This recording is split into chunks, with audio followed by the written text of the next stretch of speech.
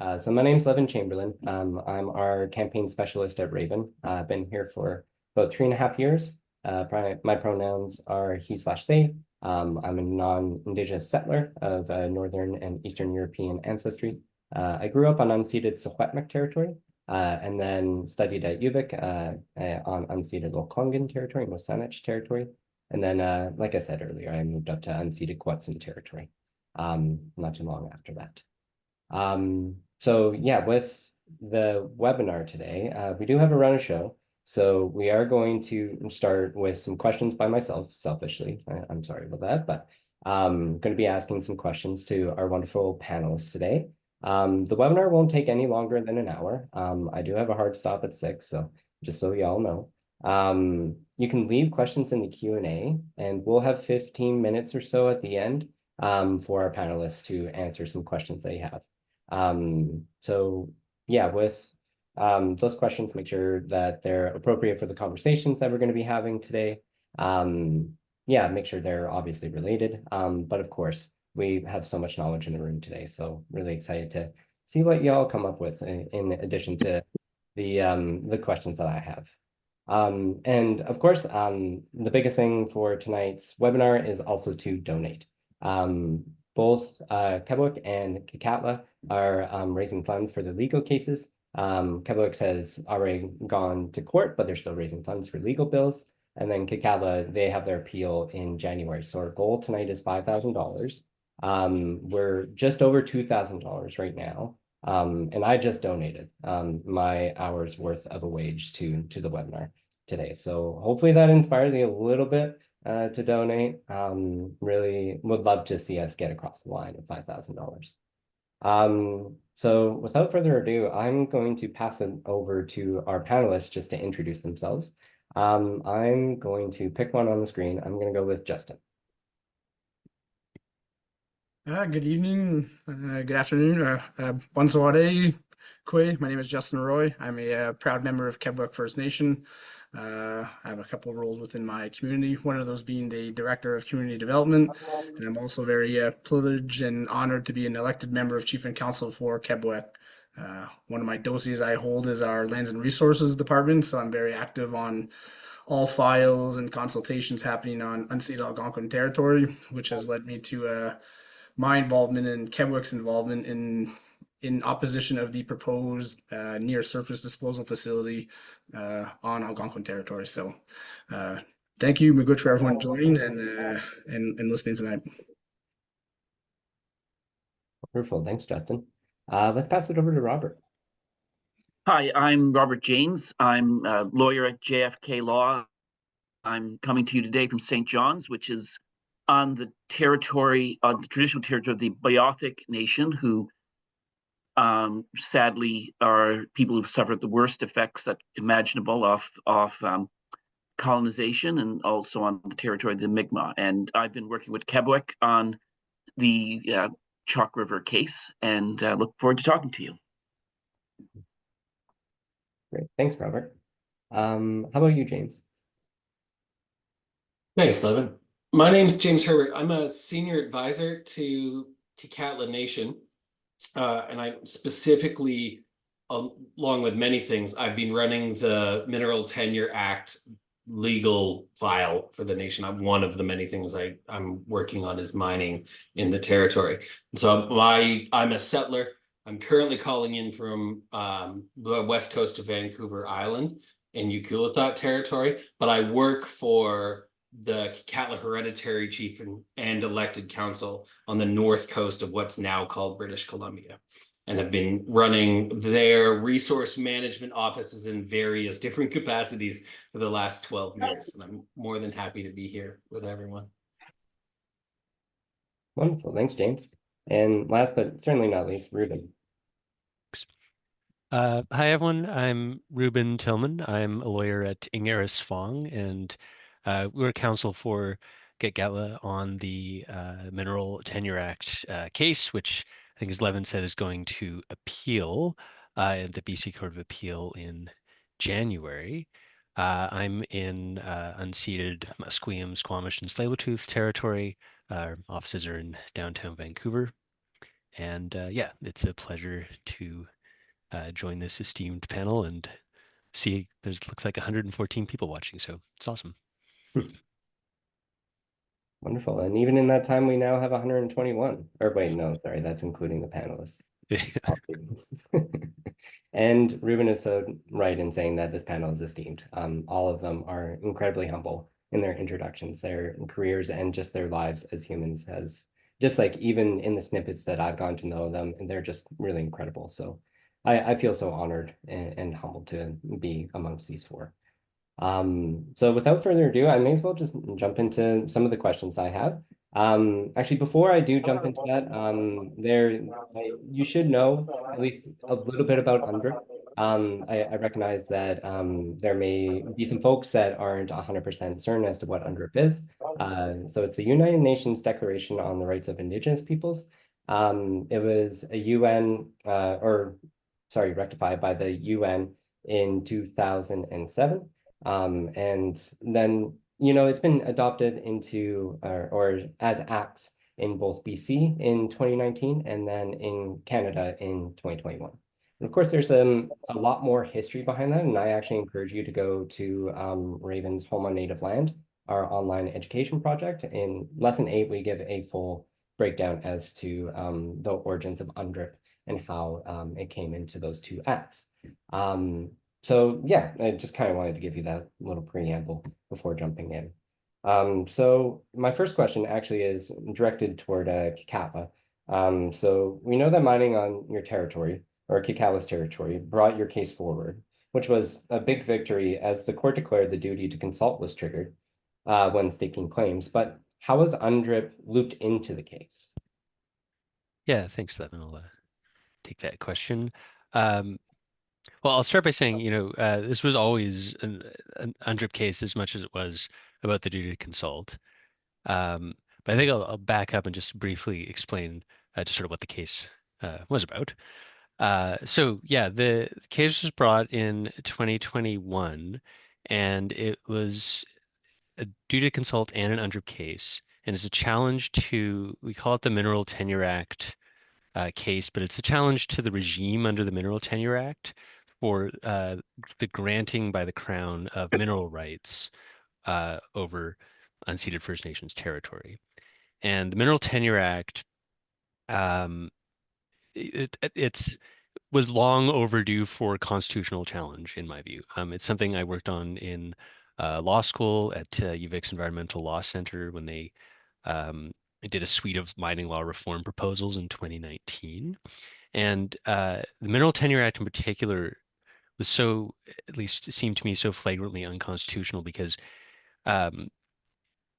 it's a relic of the gold rush, essentially. The original act is the Goldfields Act of 1859, and it opened the province or the colony for mineral staking and referred to Indigenous territory as the wastelands of the Crown.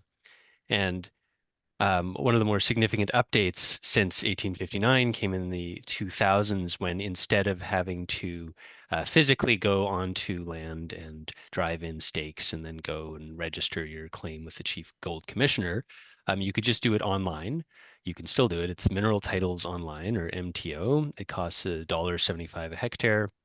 You just draw a little polygon and then you get mineral rights with no notice at all, let alone consultation or consent to the First Nations whose territory you've just staked.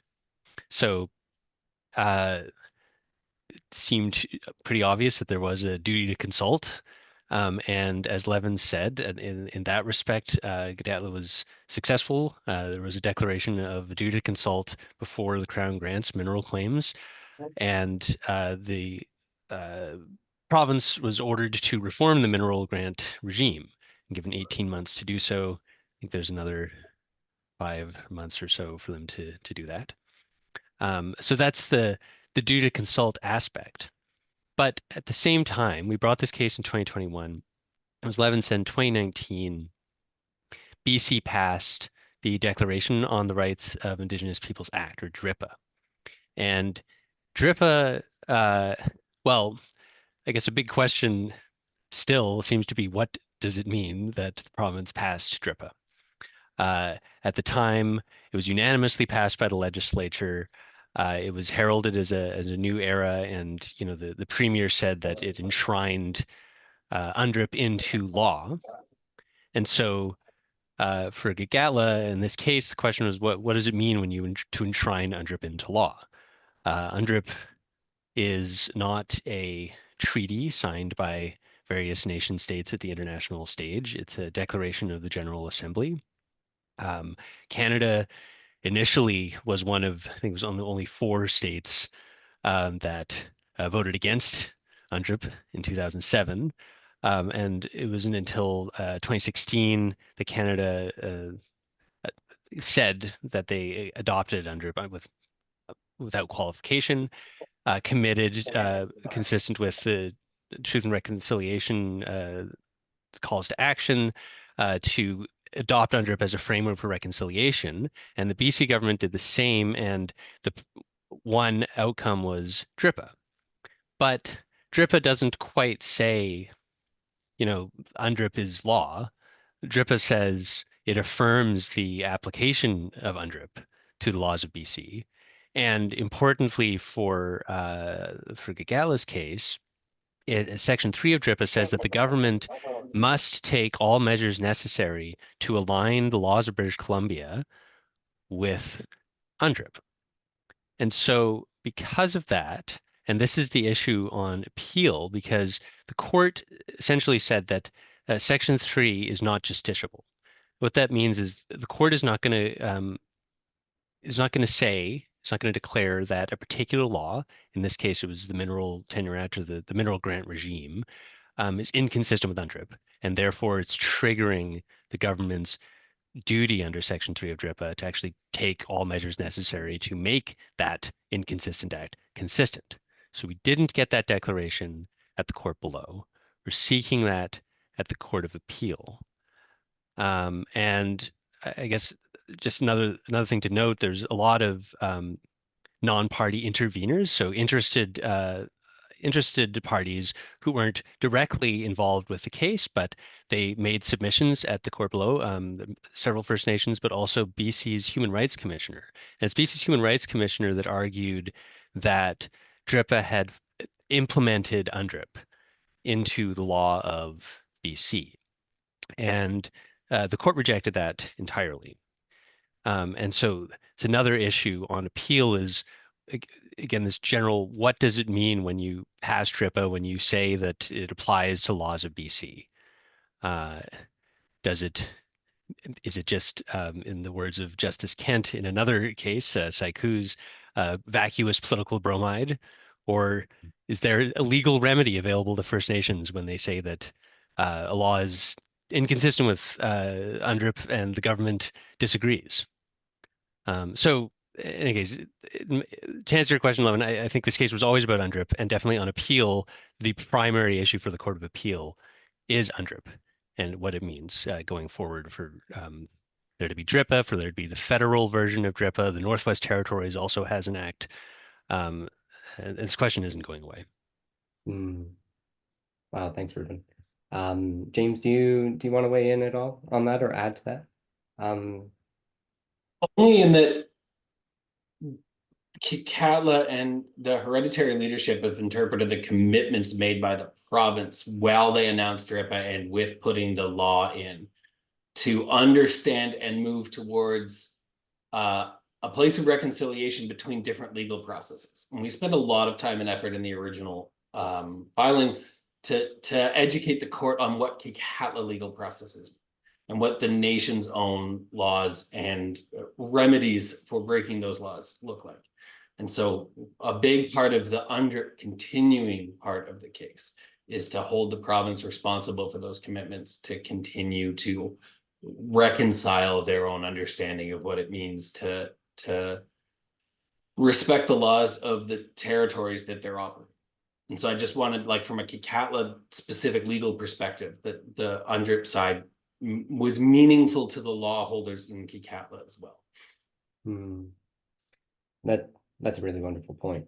And really interesting because, like, when you think of Canadian law and the justice system in general, it's all within Canada's terms or the Crown's terms. It's all within Canadian courts, right? So the fact that Gitxaała brought through their own legal orders and laws into their court case is really significant. And even just reading through the factum with their case is just, it's a really wonderful read. I learned so much. So yeah, really interesting. And also interesting that UNDRIP was a part of the intent of the entire case alongside the Mineral Tenure Act, which Ruben, like you said, back in 1859, the laws for staking claims on First Nations territory in 1859 was far from respectful whatsoever, and then continued onward for over a century, essentially. And it's still in place today, the Mineral Tenure Act, right? So, you know, there are these strides that we see through Indigenous-led litigation that changes these acts, of course, like creating a new framework for the duty to consult, but of course, there's still so much further to go. So yeah, I may as well move to our next question here, and of course, it's going to be directed toward the Kebaowek side. So essentially kind of the same question. So like we know your case is about the proposed nuclear waste facility on Kebaowek's territory and how you don't give your consent to it. But how does your case then loop in UNDRIP? Yeah, so our case deals with a slightly different aspect of UNDRIP. And I think an important thing to understand about Canadian law is that when Canada signs international treaties or enters into international agreements or international covenants, and there's some glosses on this, but for the most part, the courts don't implement those by themselves. The courts need some kind of legislation in order to start applying those domestically or inside the country. And you know, from our point of view, the UNDRIP Act federally was a piece of legislation that at least made that apply inside of Canada.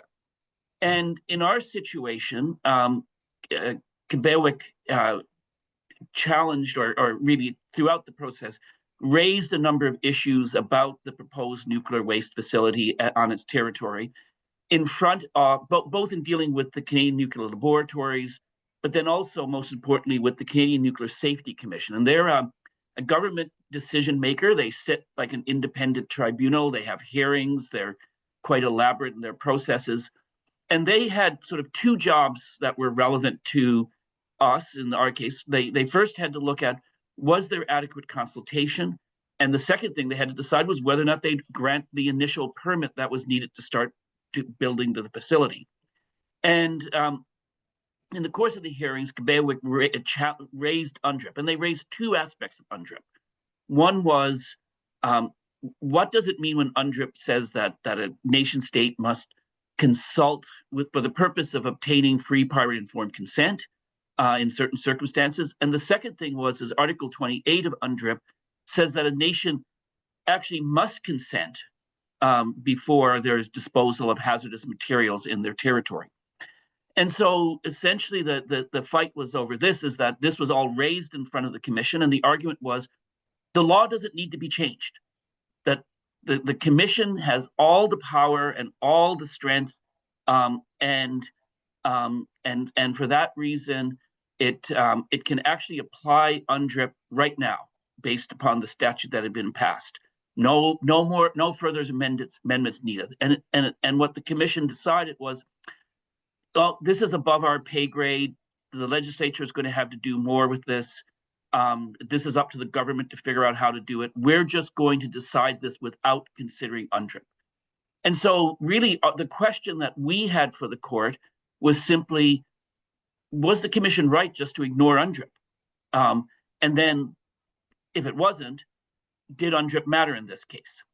And you know, what a great deal of our case turns on is in UNDRIP, in the UNDRIP Act, you know, there's the same structure in the federal act. Like there's a recognition of UNDRIP. They discuss UNDRIP, and then they say there's going to be an action plan, and there's going to be a process of slowly changing laws and introducing regulations and changing policies, and you know, I think it would be better called an inaction plan, really, given the way that it actually works.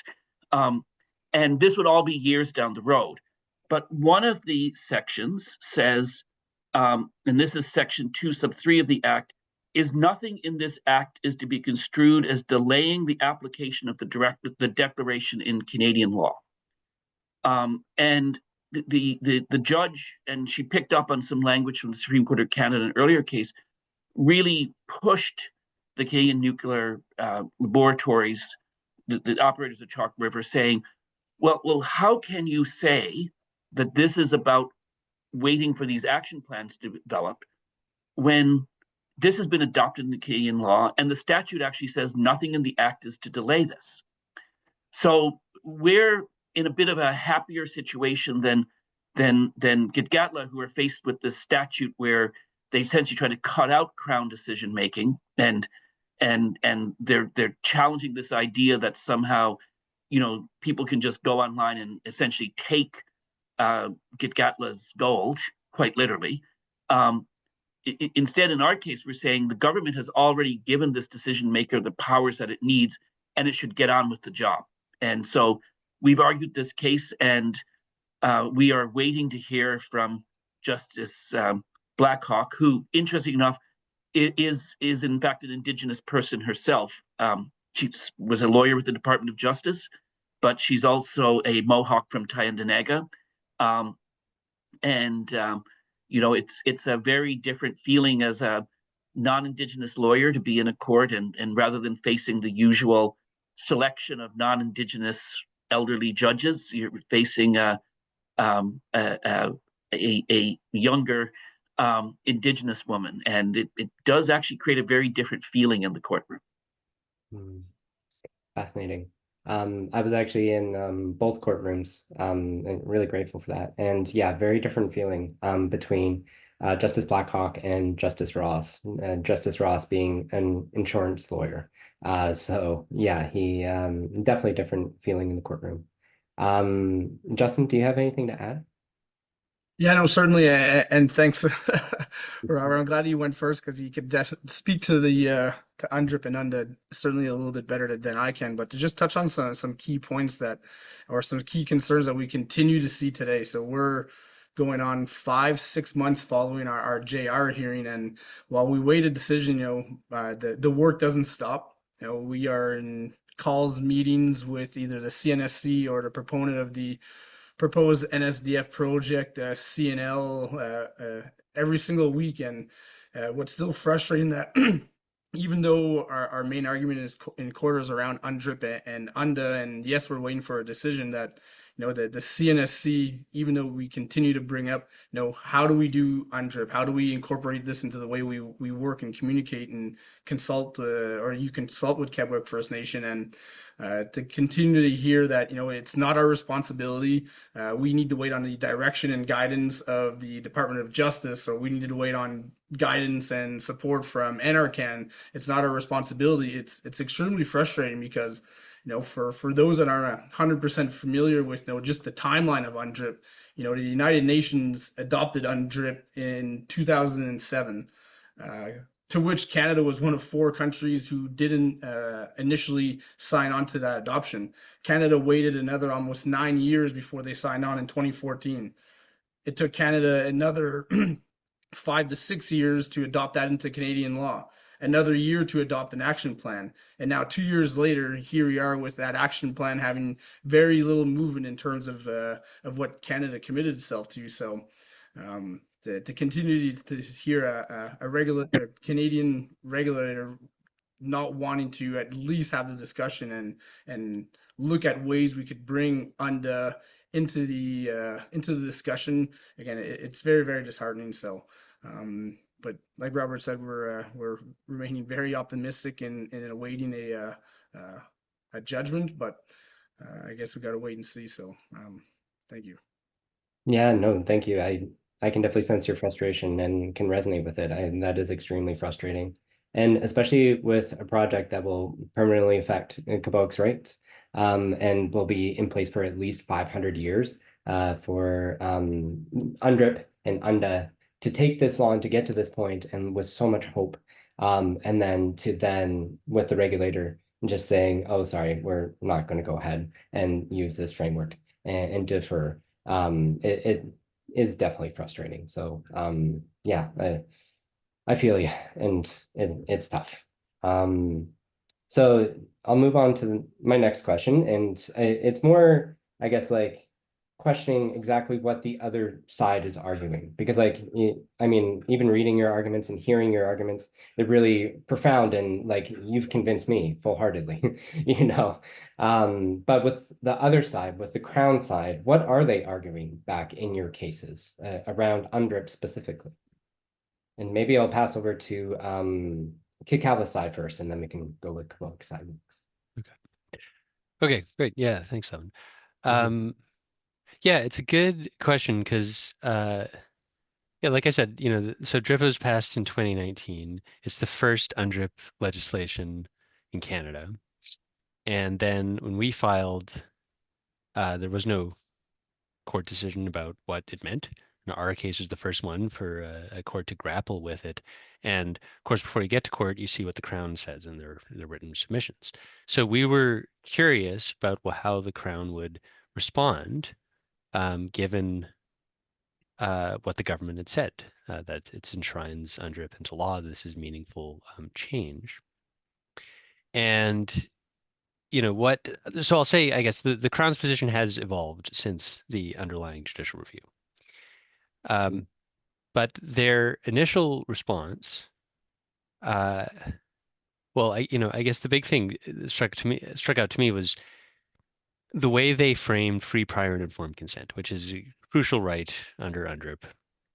And they said that it's about a process through which Indigenous peoples are to be meaningfully consulted by the state. So it's an emphasis on a consultation process, making it sound a lot like the existing duty to consult instead of a requirement for Indigenous consent. And, you know, their position was also, they fought the judicial review entirely. So their position was also initially that they had no duty to consult Indigenous peoples prior to granting mineral claims. So, you know, at least implicitly, it seemed like they're saying it's already consistent with UNDRIP. It doesn't trigger the duty to consult. And in any case, free, prior, and informed consent is a process of consultation. So that was disappointing and a bit confusing, because what is the purpose of DRIPA then? And the Crown also, of course, said that there is no justiciable duty. So again, they agreed with what the court did find, that it's not the court's. The court does not have, in the Crown's view, the institutional legitimacy or capacity to grant a declaration that a particular act is inconsistent with UNDRIP. That the legislature, in passing DRIPA, you know, as Robert said, it's about the action plan.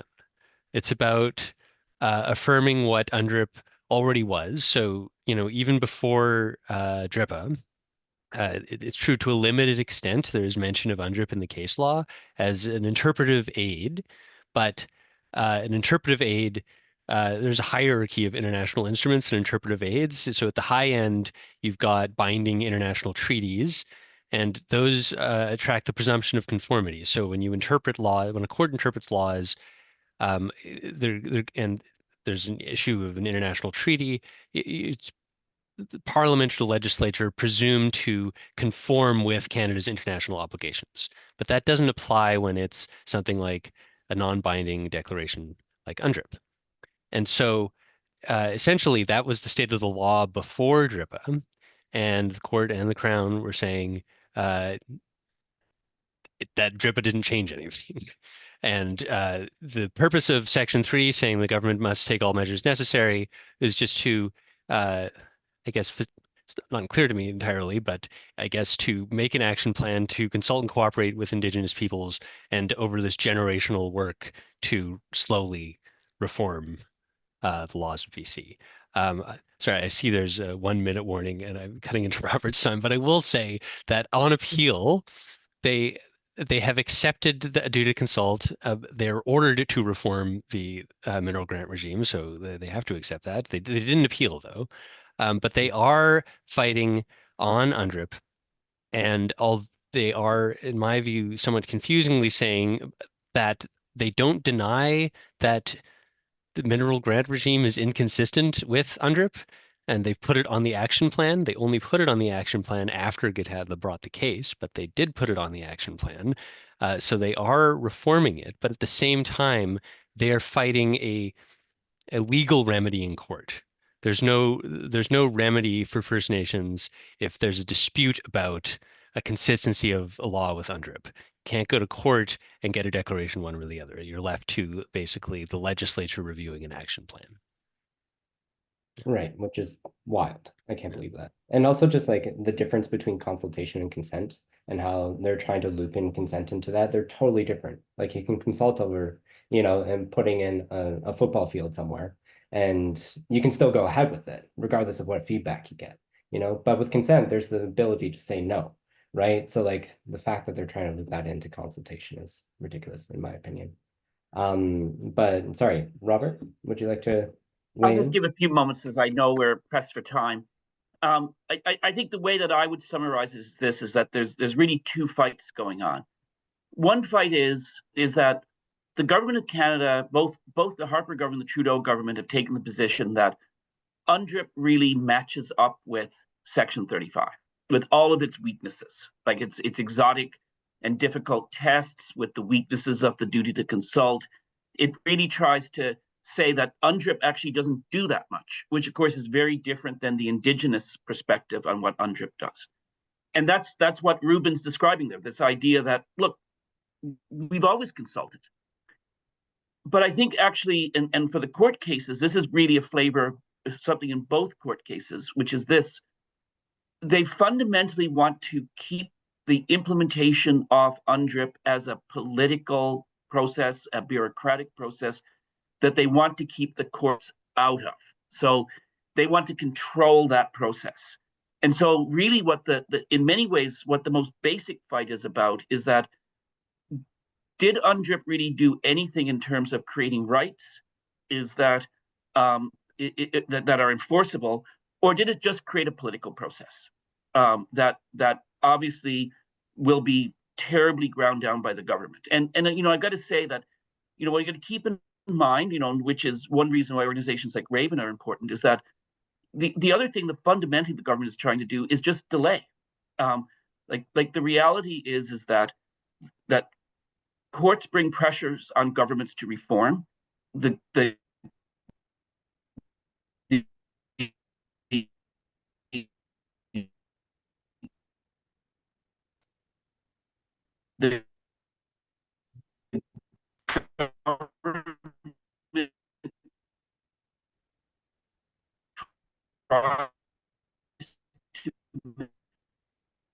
Robert, I don't know if you can hear us, but you're cutting out.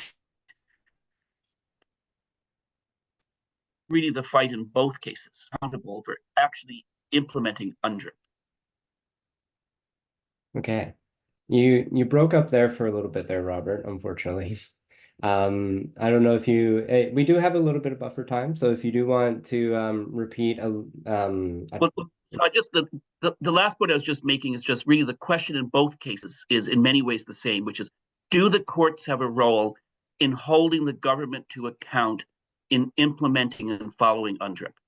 That's the core question in both of these cases. Mm-hmm. Or is this purely just politics? Mm-hmm. Yeah, and I mean that really actually segues into my next question really well, so thank you. So like the full implications of the cases are still unknown, right? Like, of course, in Gitxała's case, we have our initial decision, but it's going to be appealed, or it is appealed, and it'll be going to court in January.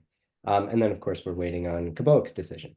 So then, like, let's say, like, what are the implications for Indigenous peoples across Canada if there is a favorable decision in both cases, or even just one case?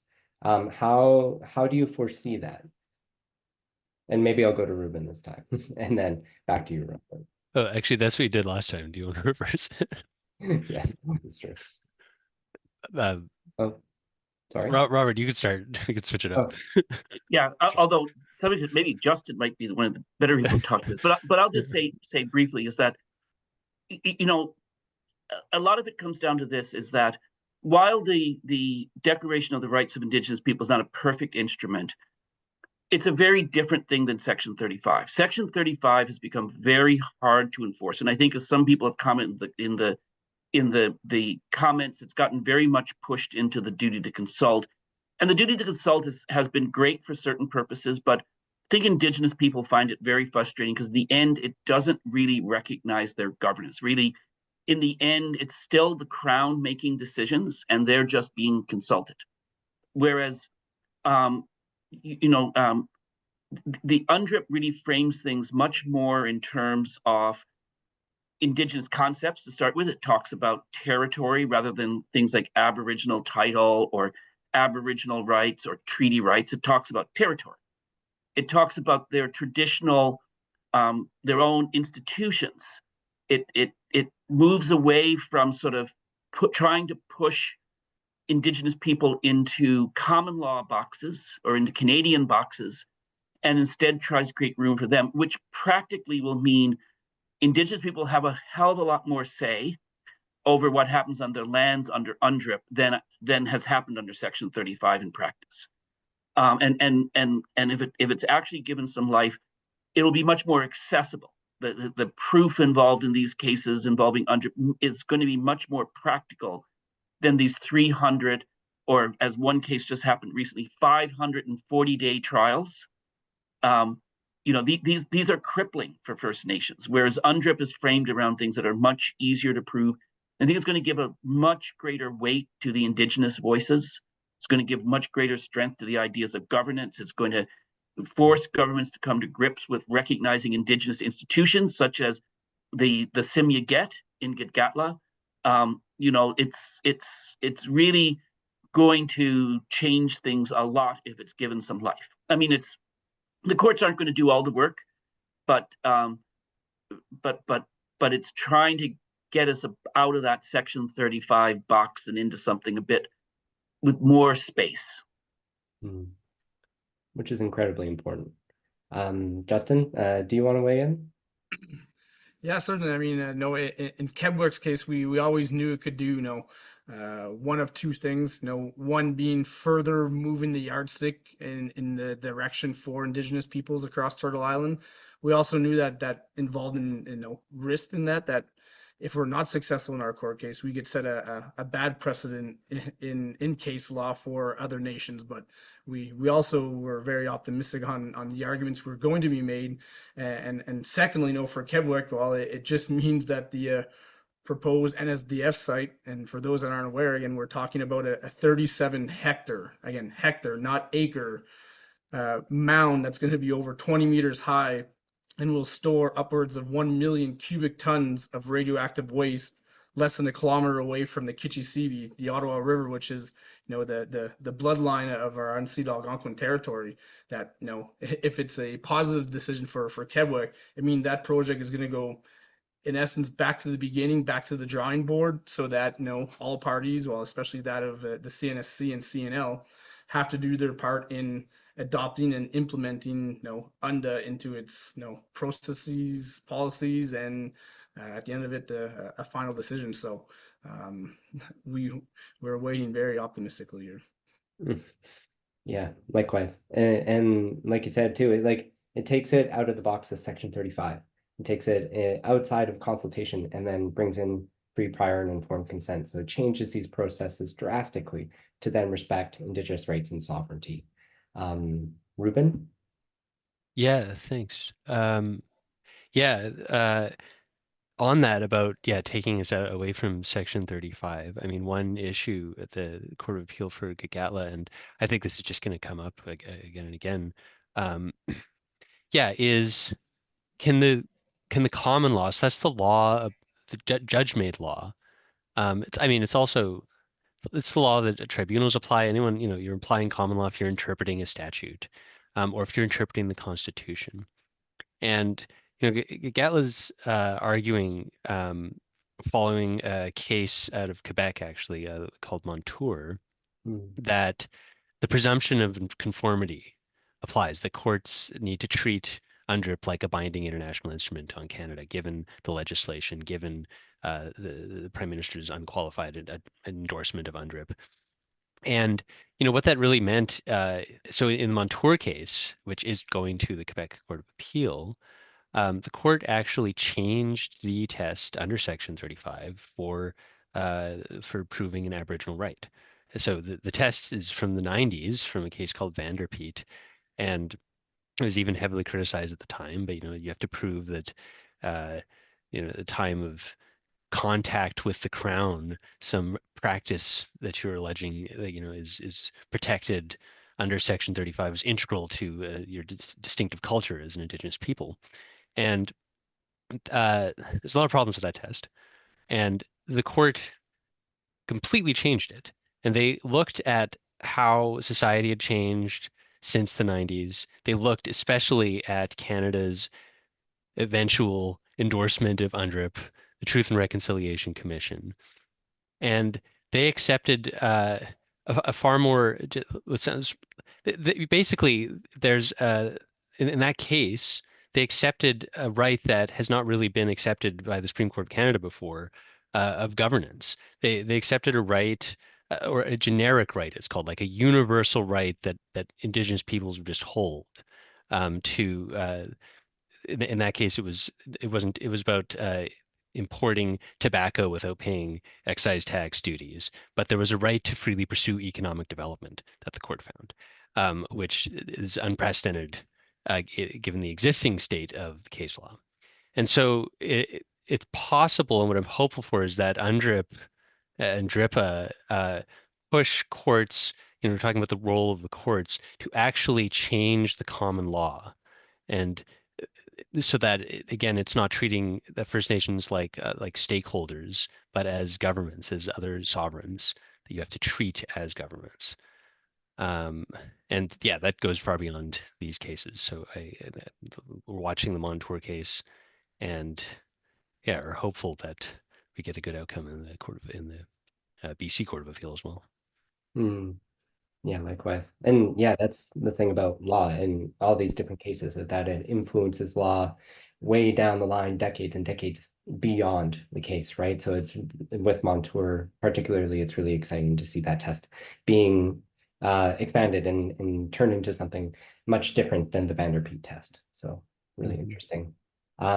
James, do you want to weigh in?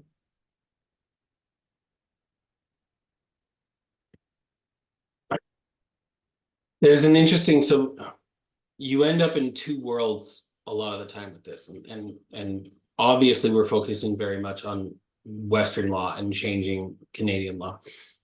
And so not being a lawyer and being entirely respectful of the opinions that have been shared by the genius legal minds that are on the call with me, I think all I'd add is that from Gitxaała's perspective, from the nation's perspective, it is that moving the ball past that narrow confined Section 35. We mentioned governance, both Robert and Ruben talked about governance, and it's holding the province accountable for commitments they make in the legislation, like in the legislature, where they drummed in DRIPA. They brought DRIPA in both Western legal and Indigenous legal orders onto the floor. It never happened before. And they made that commitment there, and then almost immediately started backpedaling on what that commitment. And so a big part for Gitxaała is trying to hold them responsible to the commitments they've made to Gitxaała's leadership. And so what we're consistently hoping out of this is that the court sees the original intent behind it, and starts to allow the space to be made to recognize that there is a new way of thinking about how management of lands, territories, and rights work, and stop allowing the government to make legislative commitments and then backpedal. So that's a kind of, from a Gitxaała leadership perspective, that's the mandate I've been working. Yeah, that really makes sense. And also just, I mean, respecting Indigenous legal orders is a must, or it should be a must, especially as BC DRIPA was drummed in at the legislature. Just to see BC backpedal from that immediately shows that they don't necessarily understand the respect of the legal orders that were there and the governance that is across so-called BC, right? So a great point that you brought up, James. I am recognizing where we're at with the time, and I think I'm going to switch over to questions now. So bear with me for a moment as I pull them up here. So the first question that we have, thank you, Mary, is rather than have the CNSC rehear the question of whether UNDRIP should apply, can the court simply refer the decision to grant the license to construct the disposal facility? So that's actually what the Canadian Nuclear Laboratory has asked happened. They essentially, their argument is there's no way that the permit shouldn't be granted, and so the court should just decide to grant it. And the way that Canadian law has evolved in the last few years is to say that if decision makers don't do their job, the court shouldn't do it for them. Where you don't get a chance to properly deal with things, don't get the proper people deciding things. And so the most likely result, can't guarantee it, is that if the court says that UNDRIP should have been considered, the court might give some guidance about how, but it'll then be sent back for a new or partial rehearing at the CNSC. That's the most likely outcome if we're successful. Right. Okay. Thanks, Robert. I'm going to read one from an anonymous attendee. In your view, can the drafting materials from the UN relating to the history of UNDRIP inform how courts interpret potential obligations under DRIPA and the UNDA? I can answer that at least to start.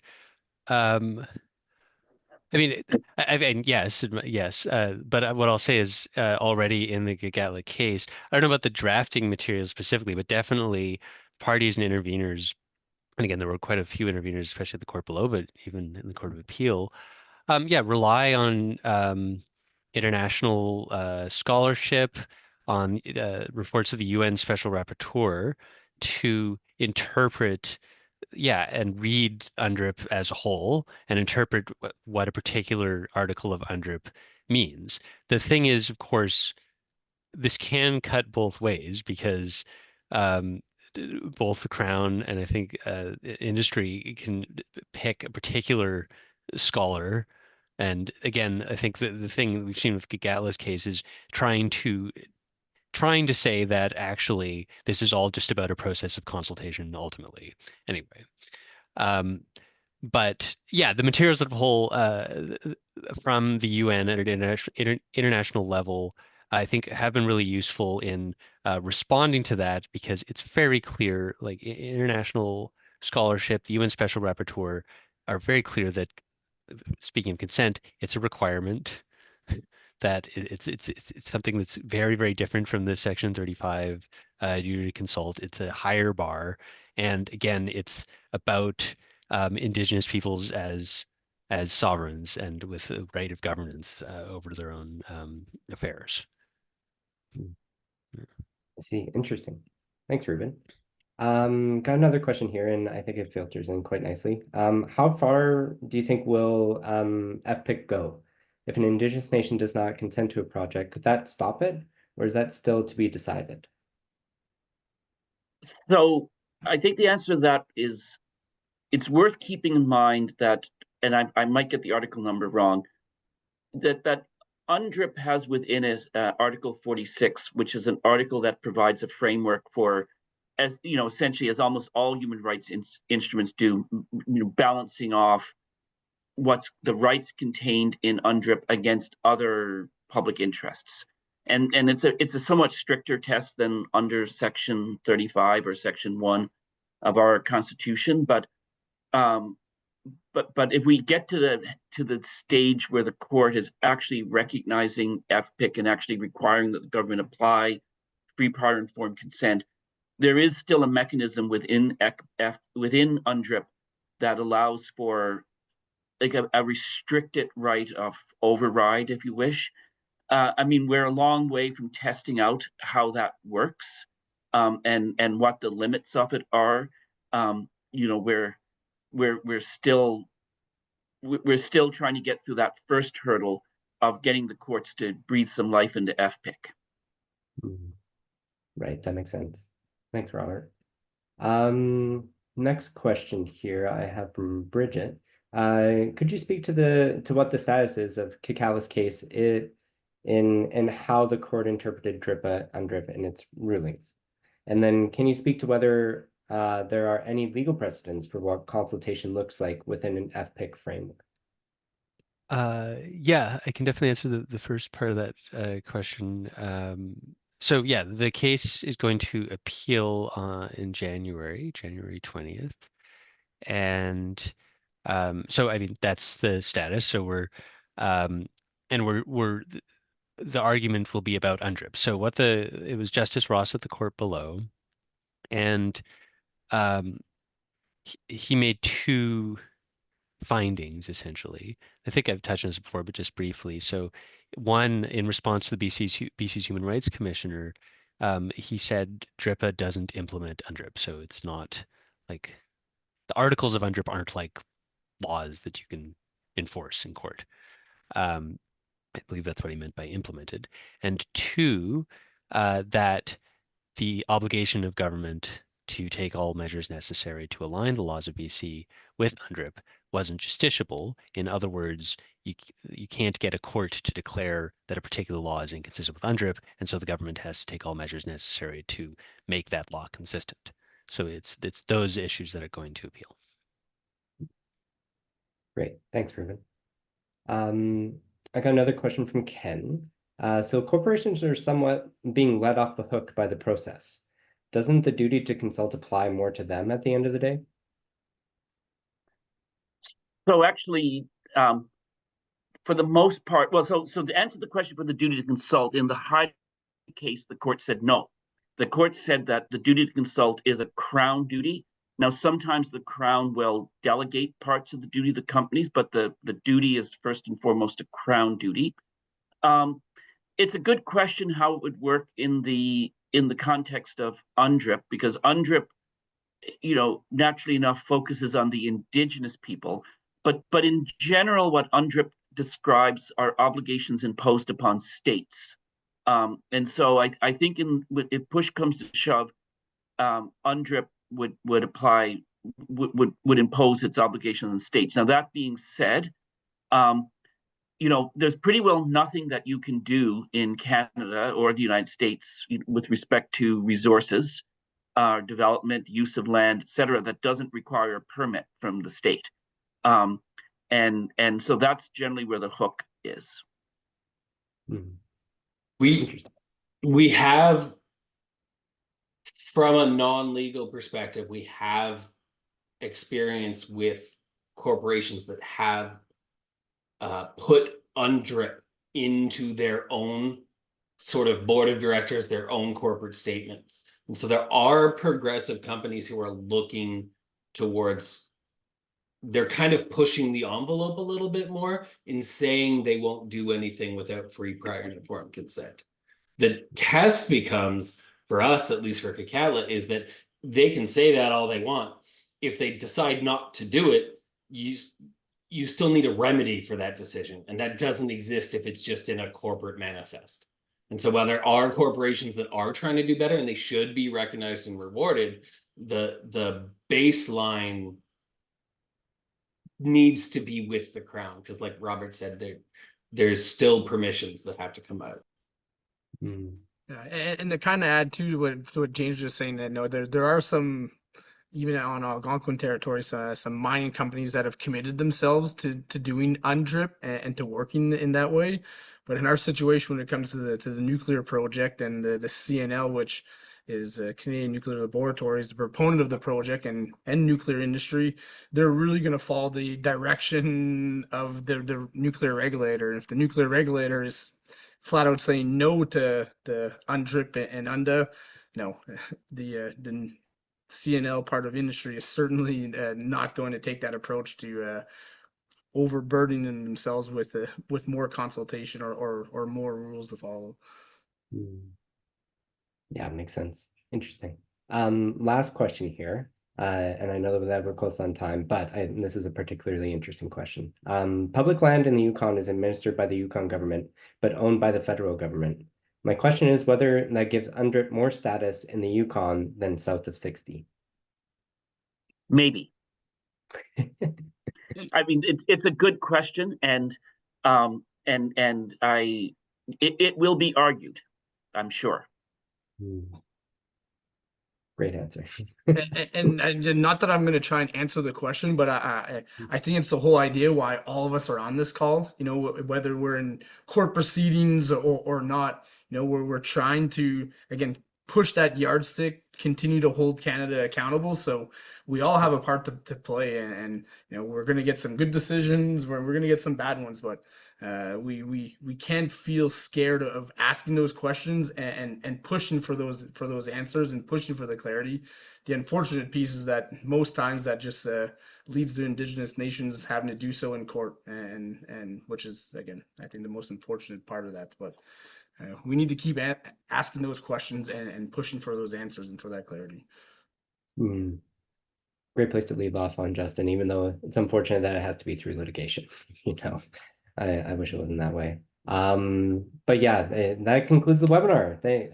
Again, thank you so much to the panelists for your time here and your expertise. Again, you're such an esteemed group of panelists, and I really look up to all of you as wonderful people. So thank you. No, and thank you for all your work, and thank everybody for supporting Raven. It'd be very hard for many nations to do this kind of work without the support of Raven and organizations that do similar work, and that depends upon your support.